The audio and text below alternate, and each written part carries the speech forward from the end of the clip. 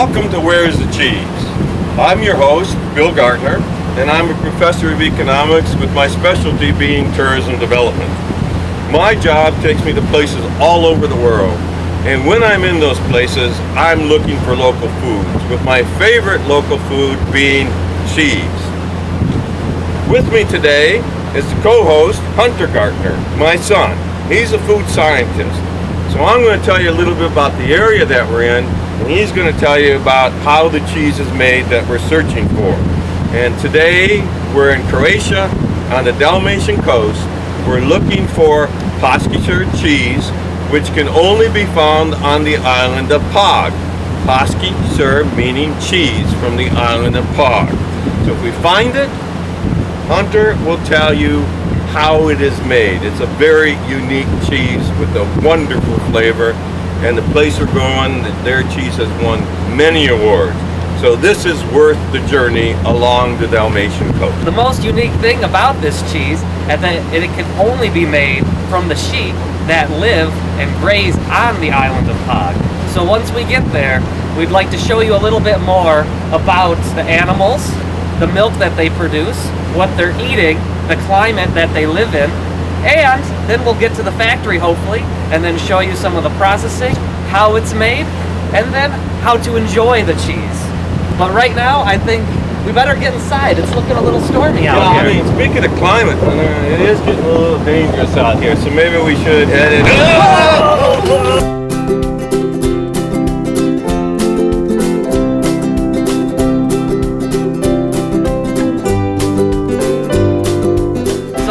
Unfortunately, Pops couldn't be here after getting struck by lightning. I'm here at the beautiful Plivice Lakes National Park. As you can see here, we're surrounded by beautiful turquoise lakes and waterfalls. Waterfalls all up and down these lakes. The Plivice Lakes, it translates into the falling lakes. So as you walk up and down, you can see these beautiful waterfalls.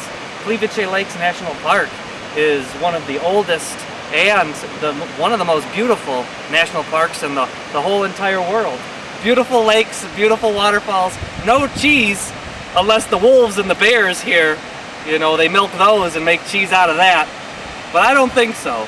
The Plivice Lakes, one of the oldest and one of the most beautiful national parks in the whole entire world. And it's nice to be here while Pops recuperates, and then we'll continue to look for the cheese.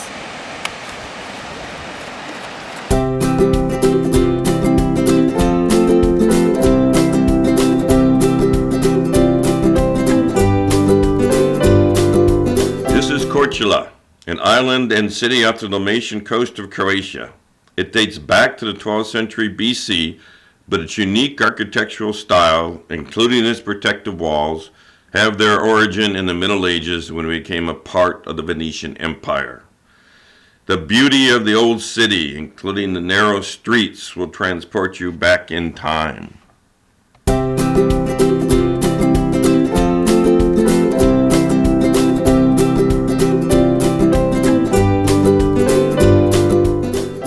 Gosh, Pop, where the heck are we? We're in Medjugorje. This is in Bosnia-Herzegovina. We took a wrong turn and came out of Croatia somehow. We ended up at this religious holy site. Very famous, very powerful religious pilgrimage site. I wonder if they have any cheese here. Definitely not the Paški Sir cheese. Not the Paški Sir. We got to go back to Croatia and find that. Yep. Let's go. Back to Croatia.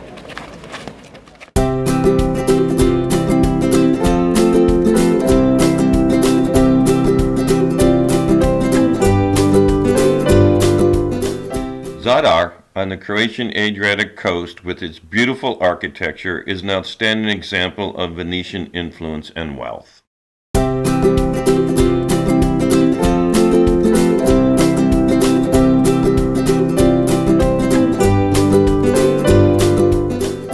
Hunter, we finally made it to the island of Pag. We found it. We followed the route of Marco Polo, and now we're on the island where the cheese we seek can be found. Finally made it.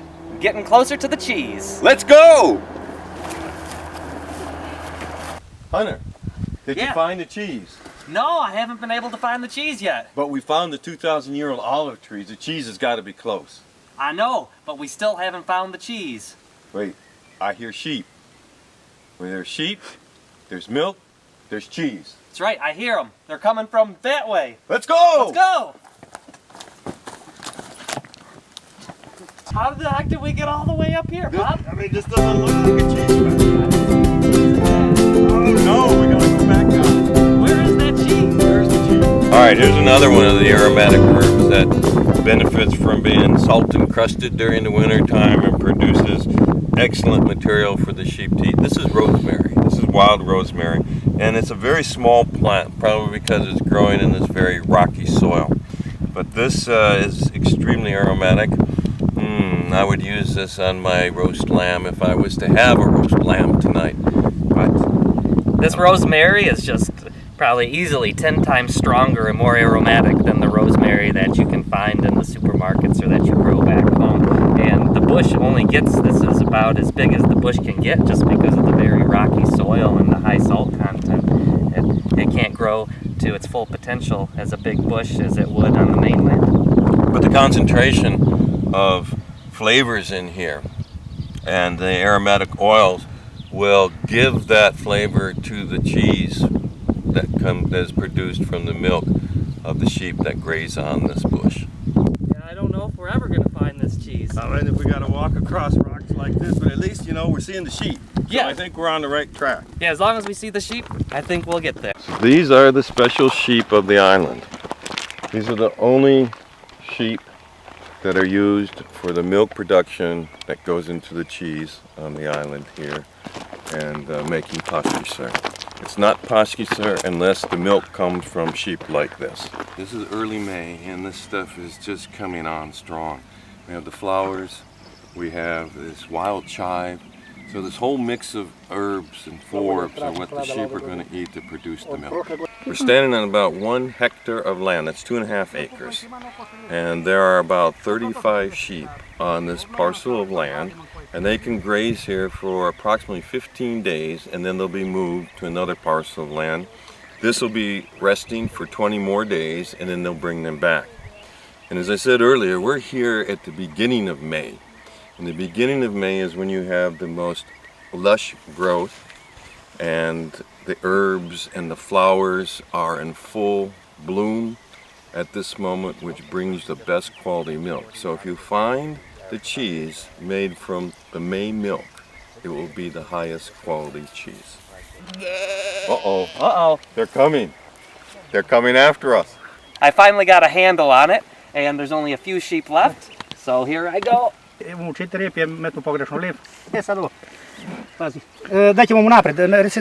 I'm getting all the milk in the bucket this time. I'm moving closer to the sheep now. There you go. Okay, now I'm up. Now I got a handle on it. This is hard work milking sheep.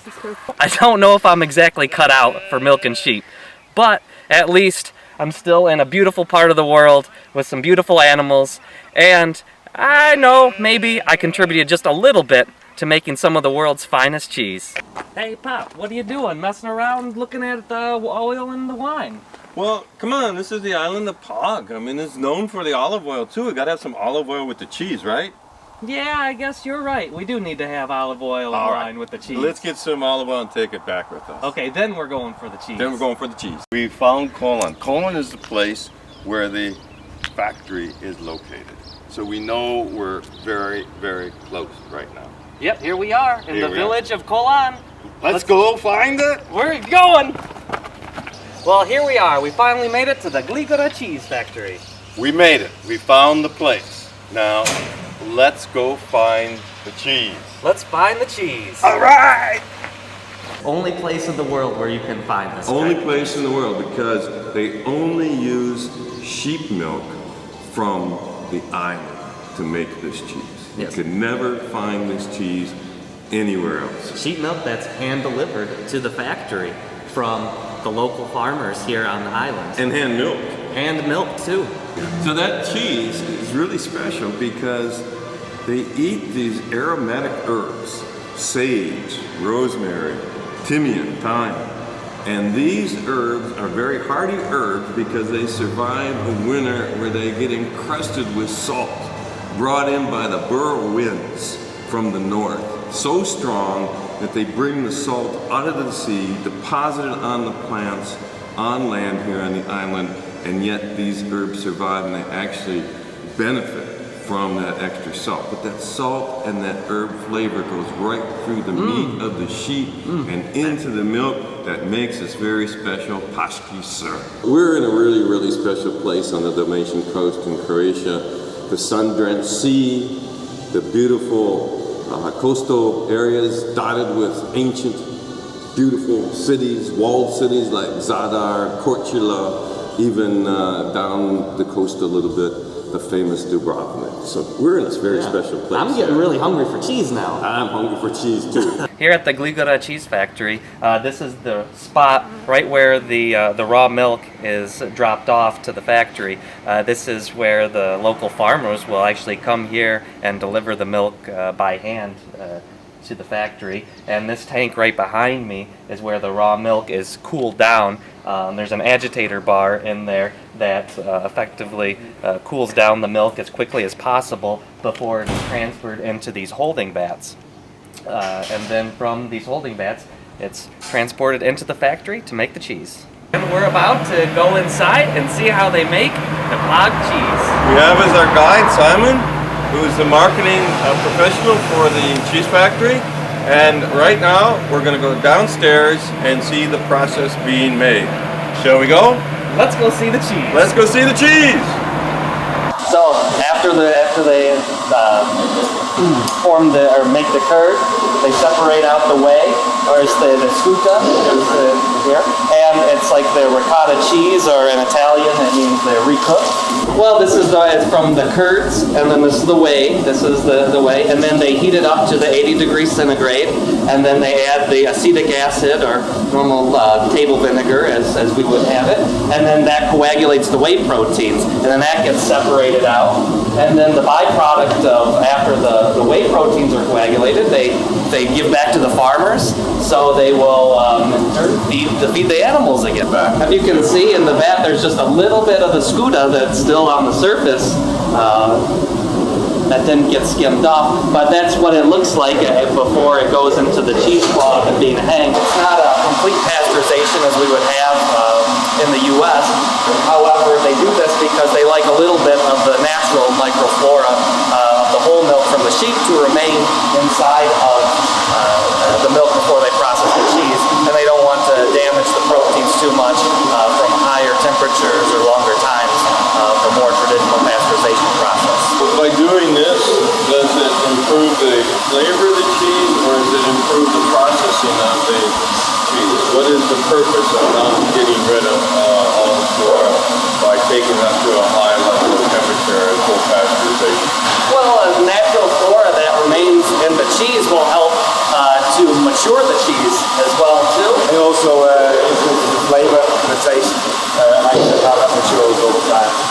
So we don't want to take this out. Usually we heat treat the milk to 69 degrees for around 12 seconds, much less than the full pasteurization process. This is a plate heat exchanger. It's efficient at conserving a lot of the energy that goes into heating up the milk very quickly, and then also once it's brought up to the proper temperature and held for the appropriate time during pasteurization, needs to be cooled down as quickly as it can. So with this rapid heating and cooling, the plate heat exchanger will be more efficient at conserving a lot of the energy that goes in with a lot of the heating and the cooling process of pasteurization. Where they're going to add the rennet, the enzymes, to help coagulate the proteins in the milk to actually form the curds, and in turn, will make the cheese. And there is no facility on the island to take the rennet, which is the lining of the sheep's stomach or any animal stomach, cow stomach, goat stomach, and that makes the cheese coagulate and turn into the final product. So the rennet they're using is a commercial rennet that they're buying from a company on the mainland, and they hope in the future that they will have a facility here on the island. Depending on what type of cheese, the process can be totally different. So we need to maybe get a little bit more of the information on just the paški sir, as far as the temperature, maybe the time. Okay. But we know they add their own cultures to it, and then once they add the rennet is there to speed up the coagulation process, and then it pretty much coagulates the whole vat of milk, and then they have the cutters that constantly rotate through the vat that will cut the curd into smaller pieces, and then the heating process will in turn cause the proteins to come closer together and to squeeze and release a lot of the moisture, so the cooking process also helps to get rid of a lot of the moisture. When it becomes more of a solid, it can be formed into the mold and pressed and made into the solid block of cheese. There is fresh cheese in here, and the process is quite different for making the harder cheeses. It's still casein protein that we're looking for. We had dairy cultures, and then it's stirred constantly for 2 hours. And then after that, we had a very small amount of rennet, and then it's drained straight into bigger bags like this, and then it drains overnight. And that then is sold similar to the fresh. Okay. For the Pashki Sir cheese, it's going to be, after it's pressed, the pressure is applied to the molds for a certain period of time. It's going to be fed through this conveyor belt up to the brine tanks, where it's going to be placed in the brine and submerged in the brine for 24 hours. Then it's going to dry for another 24 hours and on its way to the ripening room. You already see here on this one, it starts this bulge at the bottom, so it will be turned by hand twice a week. So that's a huge job. Every week, twice a week. See, so that's the gravity that's causing this bulge, and that's why they continually to turn the cheese over all the time so that it's a nice, even, rounded product. When these enzymes come and mix with the oxygen on the outside, you get a mold growth on the cheese. You can see it completely covers the cheese, the mold, but this is a casein label, so it is edible, but I wouldn't advise to eat it. And then so we can trace the batches if we've got any problems, we can find a number, we can find out what cheese was made that day, and investigate what's gone wrong. So that gives, and as he said, what they'll do with this piece of cheese before it is sold is they will give it a salt wash, and that'll take the mold off, and then they'll give it a light brush with olive oil. That helps with the rind, making the quality of the rind better. The cheese will hold up better, and then it will be available for sale. Yeah, part of the natural aging process of the cheese and the flavor development of the cheese is that the natural flora and then the culture that they add to this cheese is actively producing enzymes that break down the protein inside of the milk, the cheese, and it develops these wonderful, unique flavors that we love so much. Yeah, and it's very, very tough. It's quite brittle inside now. Maybe we can open one and have a look. If you like, yeah, that would be great. It's very brittle inside, and the taste is very, very complex and very long finish. So let's open this one and see what we find. There you go. You can see some of the Pashki Sir already. So this is the ready to go. This is the 14-month cheese story there. It's Nice big mold. yeah, air holes, and I hope the proteins will become crystallized as well. So we might be Yeah, so the holes in there, that's caused by the carbon dioxide from the microorganism growth. That's right. I think. Oh, that looks great.